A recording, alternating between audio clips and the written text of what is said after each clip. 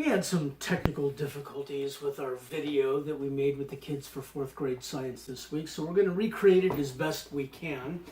We made some model eyeballs to demonstrate how vision works and how light reflects off of objects to the eye.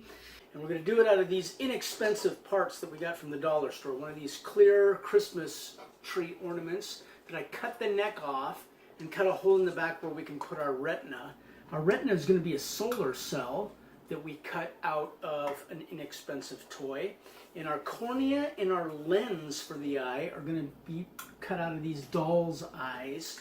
So that we've got, I've already cut all the pieces out, so we've got a part of that doll's eye, which is going to be our cornea. It's a little dome of clear plastic. And we got a lens that we're going to put in there. So you ready to do this? Yeah. Okay, so we're going to use some tape here to make an iris. The iris is the muscular part of the eye that opens and closes to let light in and let light out. So go ahead and put your lens in the middle of that iris.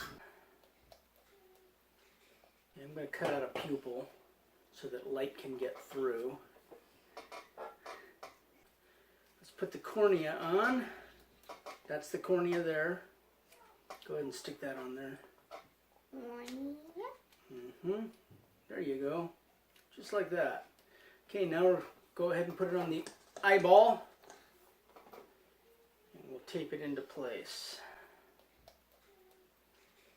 Hold it. Okay, you hold it down and I'll tape it. Okay. Here's a piece of tape.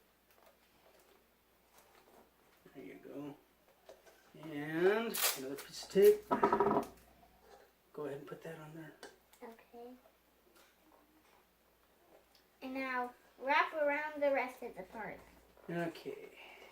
Now, what we've got is we've got this clear cover on the front of the eye, the cornea, that light's going to come through. We've got the lens that bends the light to create the image on the back of the eyeball where the retina is.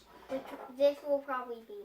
That's going to be our retina. It's a little solar cell, so it's going to detect light, right? So the retina is converting the light into electrical impulses that it sends to the brain. And the retina is made up of rods and cones, which are special little organs that treat light differently. The rods are really sensitive to light so that you can see in lower light, but they only work in black and white. And you've got the cones that require a lot more light, but they allow you to see color or detect color. I will give you pieces of tape and you tape them on, okay? And then you got to cover the whole eyeball, because if light could get in from the outside, is that going to work? No. No, we only want light going through the cornea and the lens.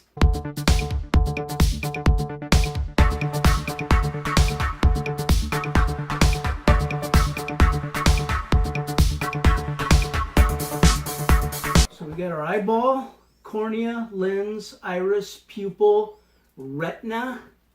Now, we need a brain, don't we? So we're going to use this multimeter as our brain. All right? Ooh, brain. It's going to interpret the light for us.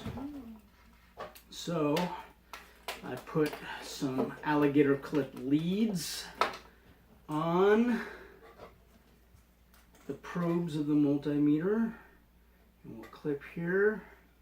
And we'll clip there. And when the light gets through and strikes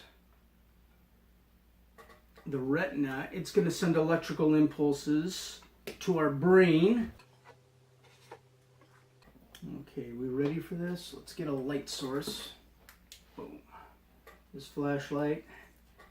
And shine it in here, and lo and behold, what happens? We've got the light going through the cornea, through the lens, through the pupil, to the back of the eye on the retina, and it is reading 2.1 volts of electricity hitting that retina and sending a signal to our brain. Pretty cool, huh? Does it actually see? Well, it senses the light, because this is really, really simple.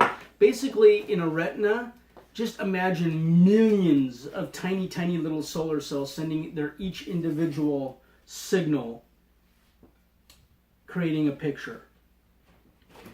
But this is our simple eyeball there. Now, we know today that our eye sees things. For example, if I wanted to see this face of a Santa Claus, that light is coming from different sources. We got our lights up here, we got our light coming from the outside, and it's bouncing off of here to our eye.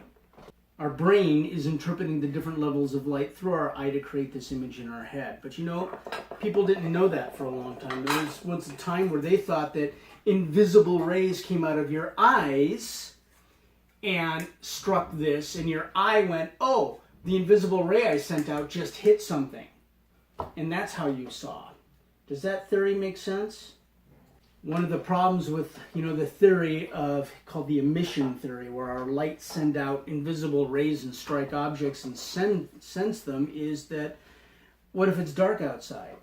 Why doesn't it light up anything? Or one of the first arguments that an ancient person made against, invisible rays coming out of your eyes in order to see was, well, what about the stars? The stars are really far away, but yet you go outside, you open your eyes, and you see them instantly.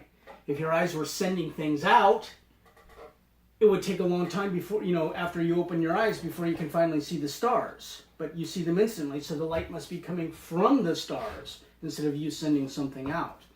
And another thing is, too, you go outside and you see a big, huge landscape, and you see a bunch of mountains and things like that. That's a lot of rays for your eyes to generate. And so that's how, we know that light is bouncing off of objects and back to our eye, into our retina, and then sending electrical impulses to our brain that interpret the image.